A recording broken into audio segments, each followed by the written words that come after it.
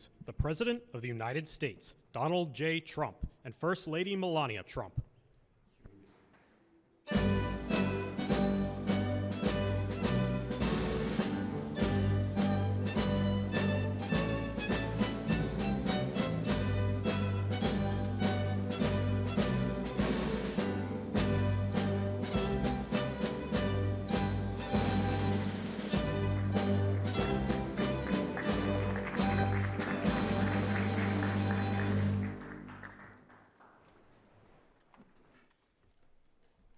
Good afternoon, and welcome to the White House.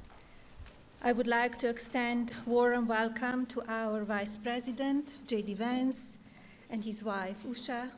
Welcome. It is our pleasure to join today by Secretary McMahon, Mrs. Haxett, and I'm also honored to welcome Mrs. Melody Wolf and Lorraine Hawk, and to my Chief of Staff, Haley Harrison, who is preparing to welcome her second child onto the world. Haley, you're a wonderful mother, and I wish you and your growing family all great things. I often think about the brave people who make the ultimate sacrifice for our freedom. When I went to honor the fallen service members from the 103rd Sustainment Command at Dover Air Force Base last March, I realized that words cannot comfort the all-consuming grief that family members, and mothers in particular, experience. The loss is overwhelming. Although I understand the deep pride these families feel in their loved ones' service to our great republic, I cannot fathom the depth of their sorrow. A mother is awestruck when she welcomes her child into the world. After 9 months, the miracle of life creates a fascinating bond between mother and child. With each breath, day by day, this bond deepens, bringing forth emotions never felt before. Quite frankly, these are emotions understood only by women.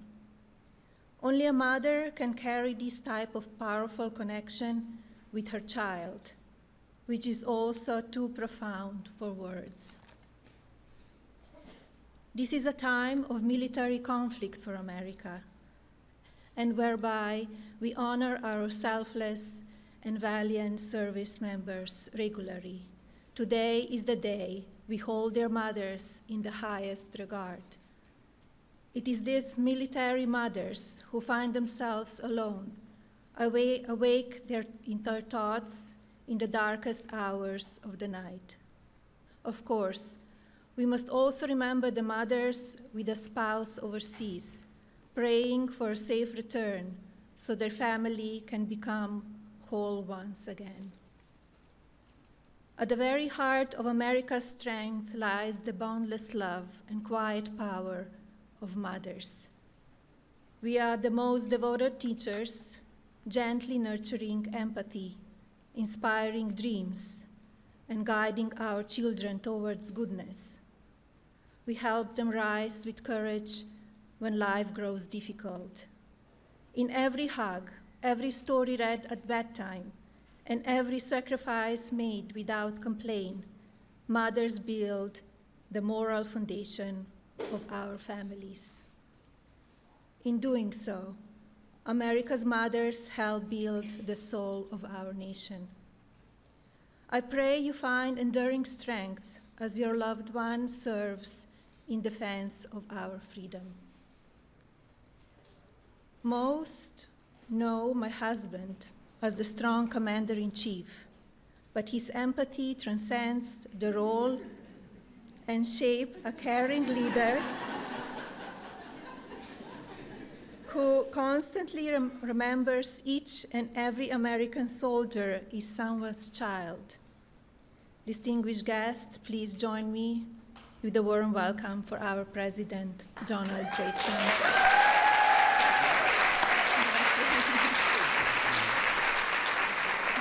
Thank you. That's good. Thank you, Anna. Great job. So I want to thank everybody for being here. We have so many things to talk about, but there's nothing more important than military moms that I can tell you, because without you, I don't think it would be in this house. I don't think this house probably ever would have been built a long time ago. So important.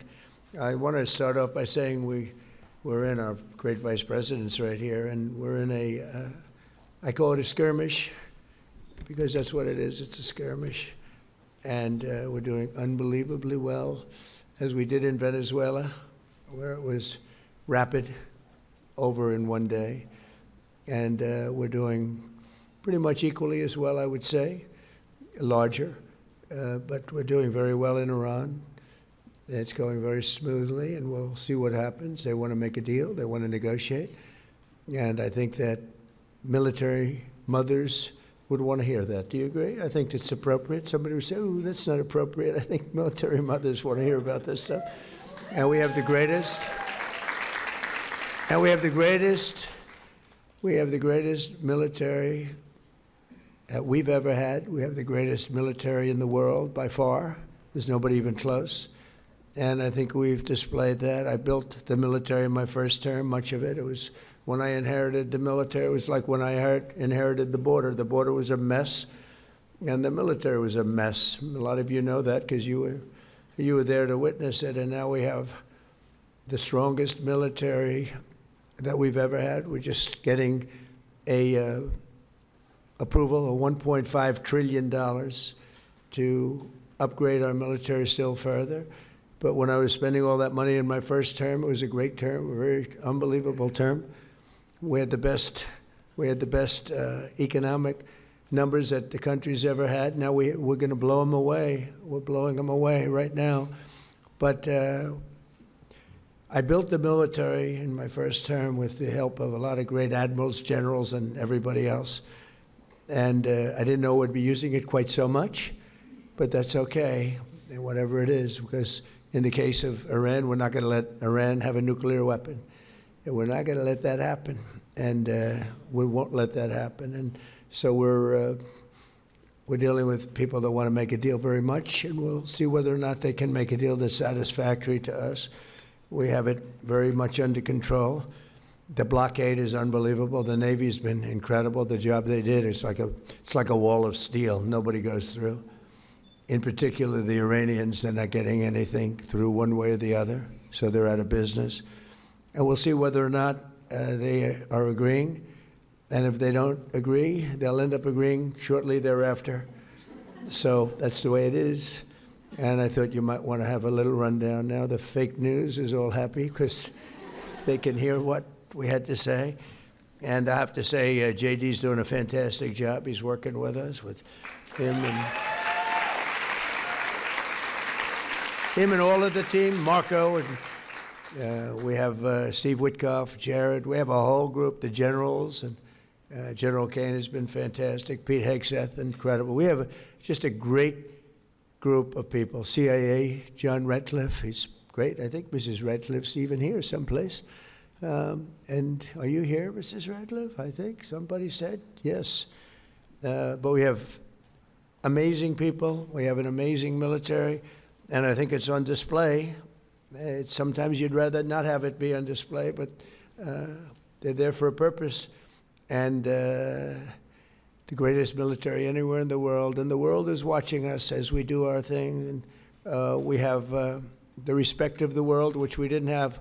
2 years ago, we were a laughingstock all over the world. Now we have the hottest country anywhere in the world in every way. So I just want to congratulate you all because you're a big part of it. And I want to thank you, Melania. Amazing the job you've done. She did a little movie. It became the #1 movie. Now, you know. And I can't exaggerate because if I did, they would be all over. It wasn't #1. It was #2. It was #5. So I have to be very, very careful with it. And then it went streaming. This is a different world. I didn't even know what they were talking about. They said, oh. And it became #1 streaming, too. So congratulations. That's an amazing achievement. Huh? And most importantly to her, she's done an incredible job as First Lady. And she's an incredible mom. She has a little boy who's quite tall. He's a little boy to us, but he's quite tall, right? And he's great, Barron, and she takes great care of him. And thank you. Great mom. Today we're honored to welcome to the White House a group of strong and resilient women who represent the best of our country, the amazing military mothers. So important, and we want to thank you all for being here. So many of you I know or recognize, and I want to thank you very much, because there's nothing like the White House, right? Is it the coolest? And by the way, right behind me, see that? You call it a window or a drape. I call it a knockout panel. Because behind that, in fact, if you want to see it, I think we could work it out, but behind that window is a end drape. In fact, the drapes are so nice, I think I'm going to leave them. How am I going to get a nicer something than that? But that's the entrance to the new ballroom that's being built, which everybody likes, especially since last Saturday evening. They like it even more, because it'll have a thing called security. It'll be nice. But right back there is where we're building. So if you hear any pounding noises, the pile drivers are out. It's already up to the first floor, but we're a little bit ahead of schedule, right on budget. But it's going to be something great. It'll be one of the most beautiful buildings of its kind anywhere in the world. And you know, for 150 years, presidents have wanted a room. This is the ballroom right here. And it's too small. We had the king and queen of a lovely country, United Kingdom, and we would have had at least 1,000. Everybody wanted to be here, and we had 112 people. Because this is a lovely room, but it's not big enough. It's got one, and it's been that way for many, many years, so every president's been calling. But I was in a position, being a builder and having built many ballrooms and many other things. I'm good at ballrooms, and we're giving you I believe it's the best. It will be the best ever built, and it will have windows that are thicker than any ballroom I've ever built. I usually have glass that's about 1/4 of an inch thick. This is about 6 inches thick.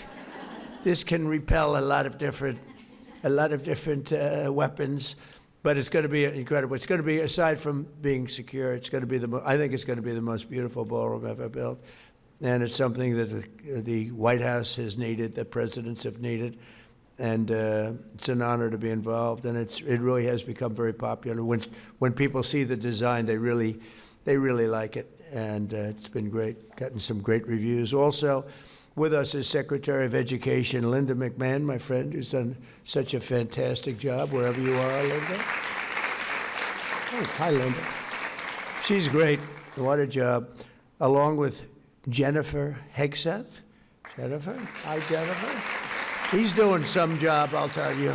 He's doing a job. You know, he stood up. He was the only one. He was standing up in the ballroom the other day in the event, the White House, they call it the White House dinner. You know, they were saying, can you use, well, when you use that term, I guess you probably can use it, but we had a little dinner the other night, and your husband was standing on the top of a table. Everyone else was under the table. So that's what we want of our Secretary of War, right? We want somebody, but he was standing on top of the table. Everyone else was under the damn table.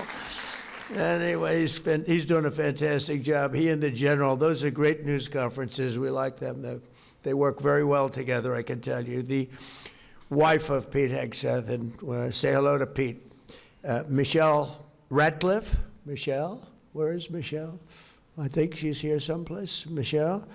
And the wife of CIA Director John Ratcliffe. And Jackie Emmer. Jackie, you are so great. Jack, I know Jackie well because her husband and I, we didn't know each other. We fought. You know, in politics you can fight. And then when we got to know each other, we love each other, right? But she always liked Trump. And she convinced her husband, who's a big power in the House, she convinced her husband that Trump was much better than he thought. And I remember you. I like you. Now I really like him. He's an incredible. But I like you more, and I'm always, because you were there long before him, right? But Jackie, you're great. I appreciate it. Thank you very much. And as you know, Tom Emmer is the House Majority Whip, and he's a fantastic person, real leader. Comes from an interesting place, a place that's under investigation by our great vice president. They're finding a lot. And Tom Emmer was one of the biggest complainers about what was going on in Minnesota and lots of other places. I also want to say a special thank you to the many moms among our fantastic military aides and social aides who support us here at the White House. They've been incredible. All of you have been so incredible. And I want to thank you very much for being with us today. It's beautiful. The women in this room have sacrificed for our country in countless ways. Among you are veterans and active duty service members, proud spouses, and the parents of those who serve in uniform. Amazing people, the most amazing people. Many of you have missed cherished moments, and you really have. You've spent so much time taking care of the ones you love. You've missed holidays, birthday parties, graduations, or even a child's first words. Others have moved more times than anybody can even count. And I don't know if you love doing it or not, but you get very good at it. You have the way, you know the way to do it.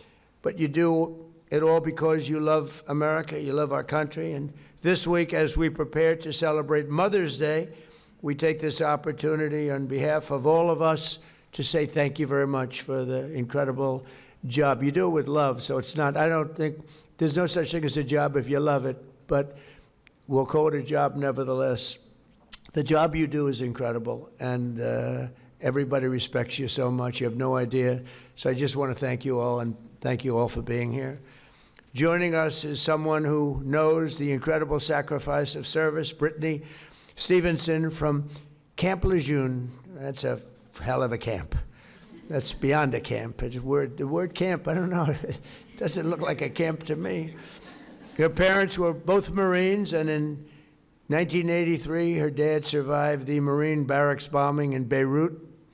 We talk about that even to this day. That was something. Brittany loved the Marines so much that she married a Marine herself, and the love of her life. Taylor, over 15 years, her family has moved 10 different homes, and been assigned to 6 duty stations from all over the world. And now her daughter, Ava, is part of the Marine Corps Junior ROTC program and wants to become a Marine as well.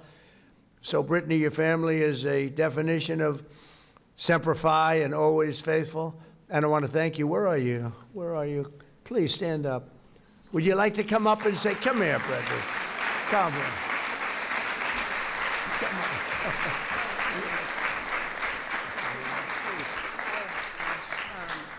Thank you. I'm not really sure what to say, but this is such an honor and a privilege to be here.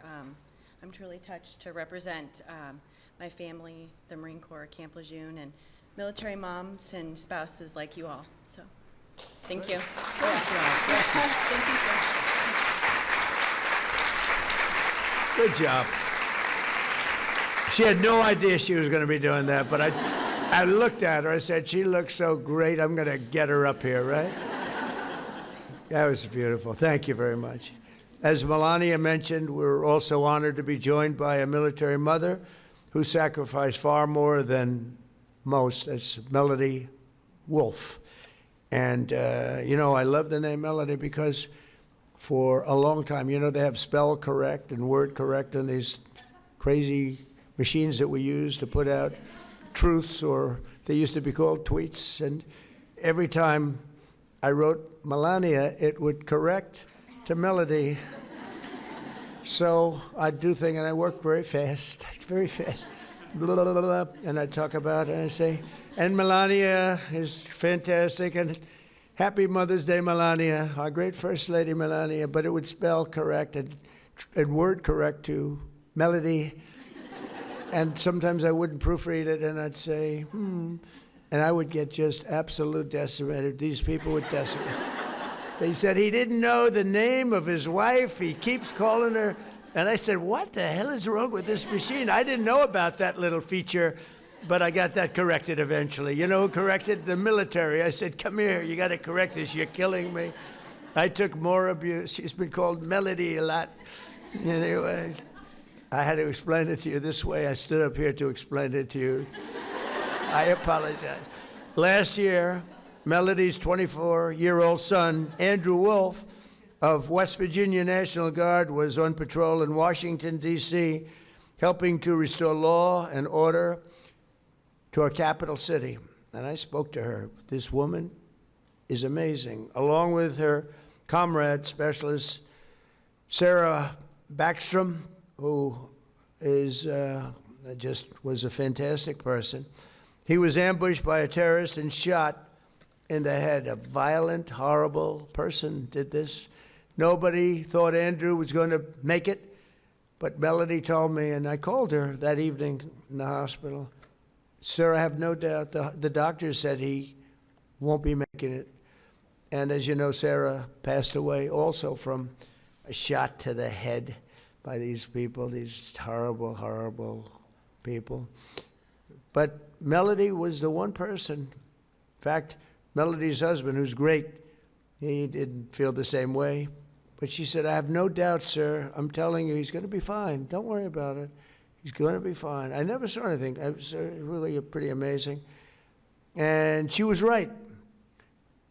A week went by, another week went by, I'd call. I'd say, how's he doing? Sir, he's doing really well. And the doctors would say, I think he maybe will make it. And she turned out to be right. It was sort of a miracle, actually. And I've never seen, you know, they talk about the power of positive thinking. I've never seen anything like this one. JD, you wouldn't believe it. He had no chance. I'm telling you, and she willed it.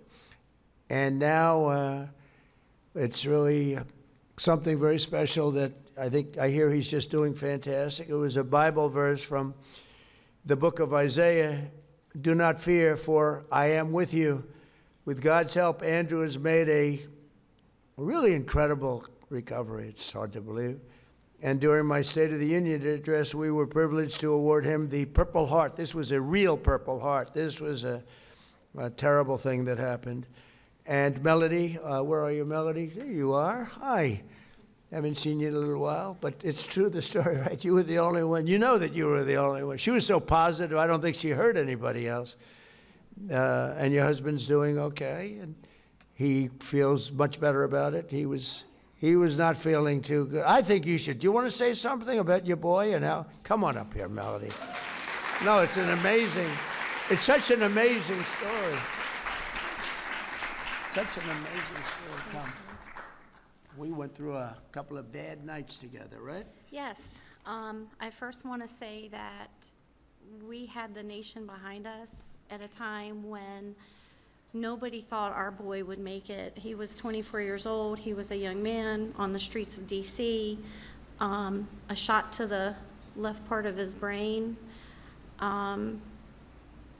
We have a strong faith in God, and God is what brought our son through this. He gave us an amazing backing. He gave us amazing doctors. He gave us amazing nurses. And our community, our nation, our community, are just all of the support and the support of the White House medical staff. Anything that our son needed was met. We are just truly thankful. And we're a little over 5 months. He came home from the hospital April 2nd.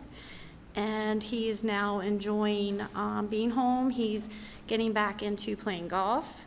He loves cornhole, as you know. Yes. He loves doing so many activities, and so we're truly blessed that we're able to get him into some outpatient care closer to home. We do have another surgery coming up in September, and just recovery is my understanding that will happen for quite some time, but I have no doubt that he will be 100% back to Andrew within a few years, independent, driving, being a young bachelor again. So thank you so much.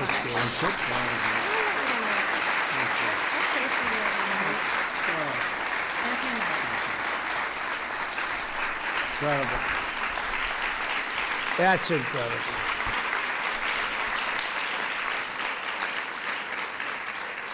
That's incredible.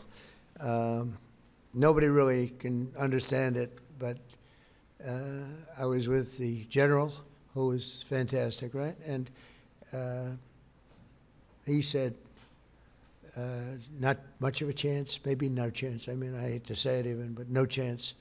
They all said the same thing. And she said, no, God is with him. I'm telling you, President, God is with him. He's going to be okay. And I get reports that he's amazing. Right? So congratulations. Thank you very much. You taught us all something. Appreciate it. Also joining us is an outstanding active duty Air Force mom, Lieutenant Colonel Amanda Colazzo. She's an MQ-9 Reaper drone pilot. Whoa, that's pretty good. An evaluator, a weapons officer, and desk officer at the Defense Threat Reduction Agency. She has traveled to 20 countries, flown over 7,000 hours, and eliminated many high-value targets. She's a great talent, they say. Our military is strong again, and as Amanda says to herself, and we are, as a nation, we are really respected again. She said that, and it's true. So, Amanda, thank you very much. Where are you, Amanda? Where are you? Come on up here, Amanda. I got to do this. You know, they're not expected to, but they're doing very well. Come on up. That's great.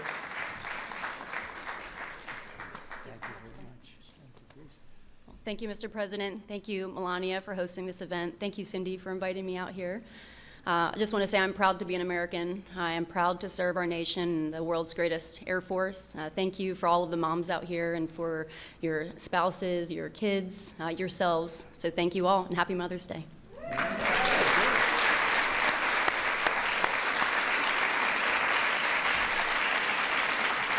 Oh, she's very sharp, isn't she?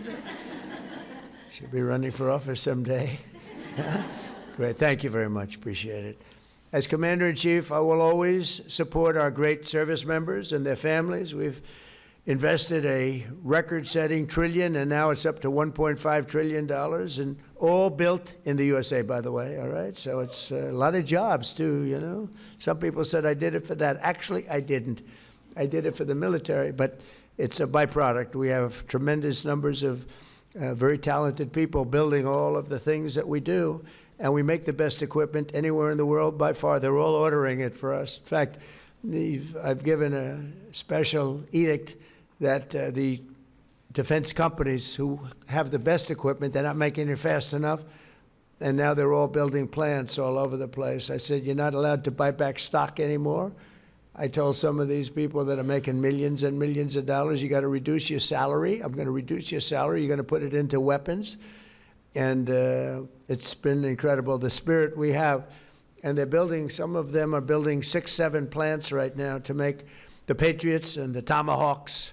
Tomahawks are unbelievable. Patriots, unbelievable. We had, recently, we had 111 missiles shot at one of our very valuable objects, something called an aircraft carrier. Think of this, 111 missiles, high range, high quality, speed missiles, very high, very fast, very top of the line.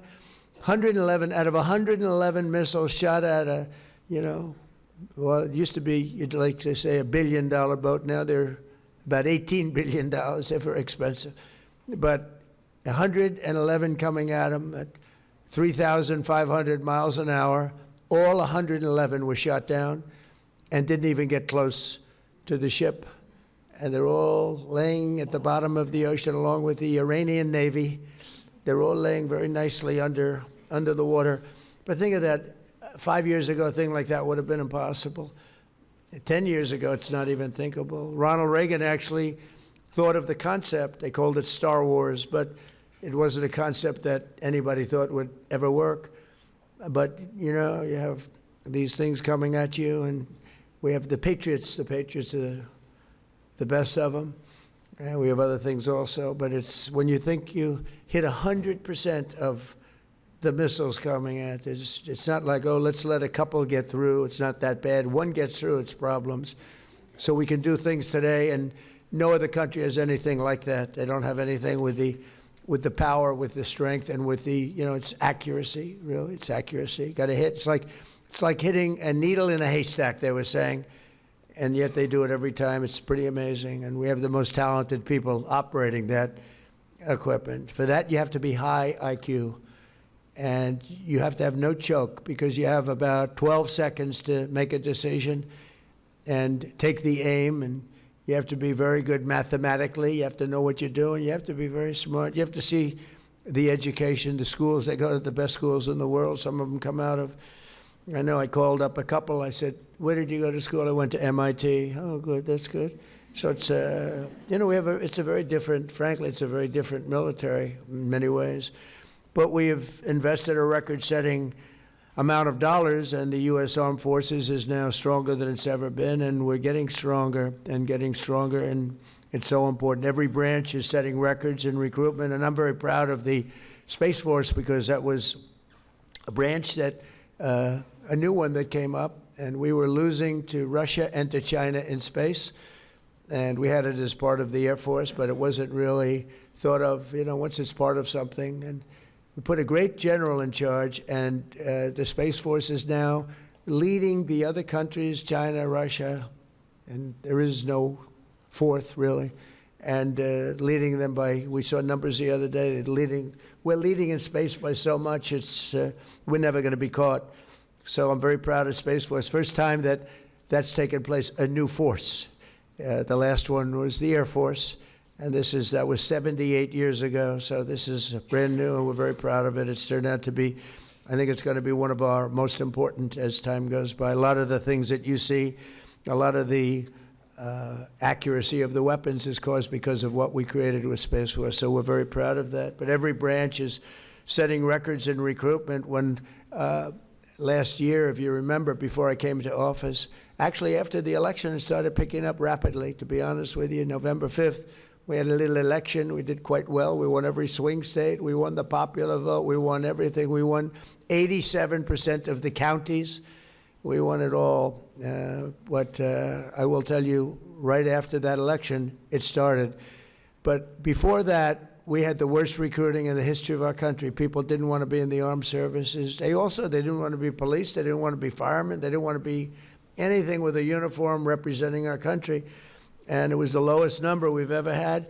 And I can say very confidently that at this moment we have the highest recruitment, the most successful recruitment for the military, Army, Navy, the Navy, Air Force, Marines, Coast Guard, Space Force, all of it.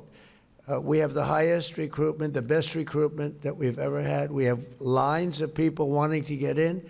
We're taking people based on their fitness and their quality. We're taking, you wouldn't believe what the difference it is.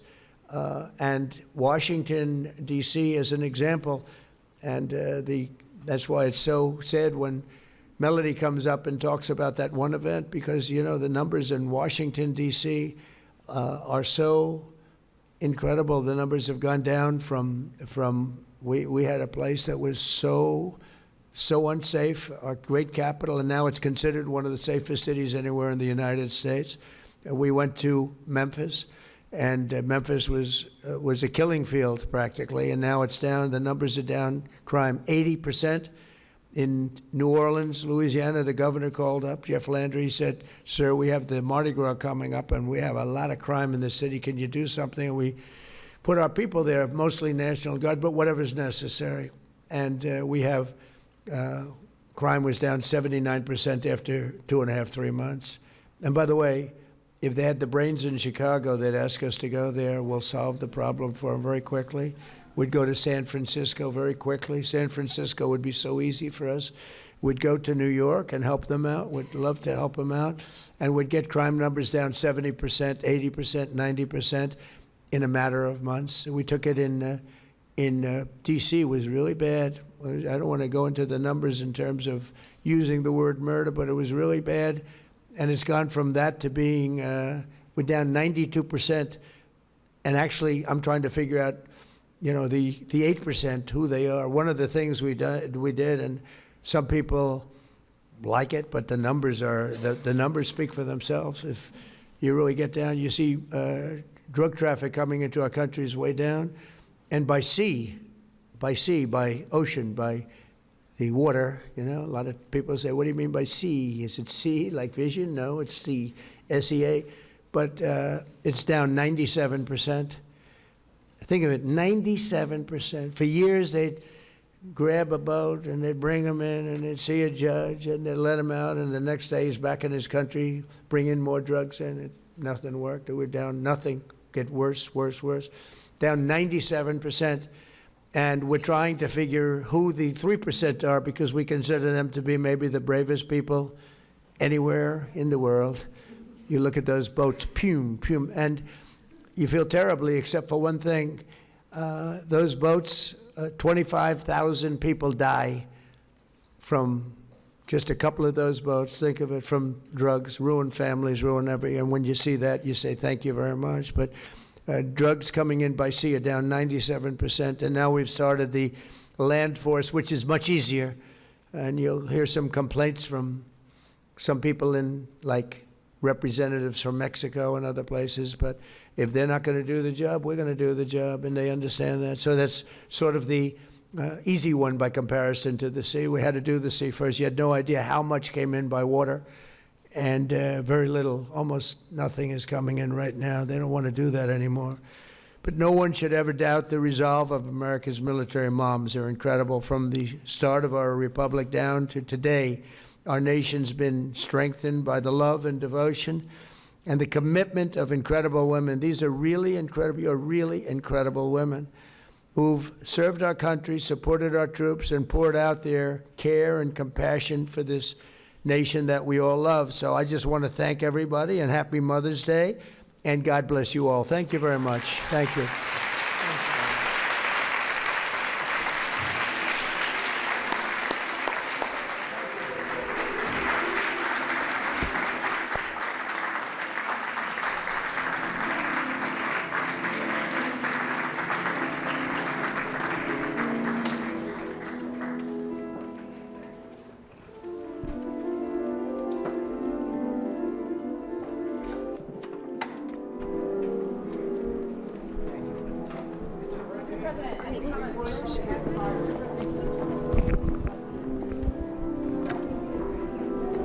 Yeah, we're going to get it.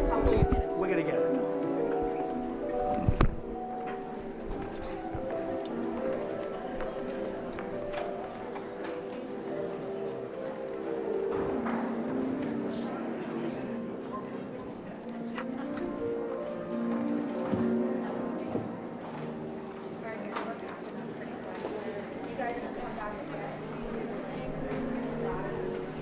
Everyone can start packing up quickly.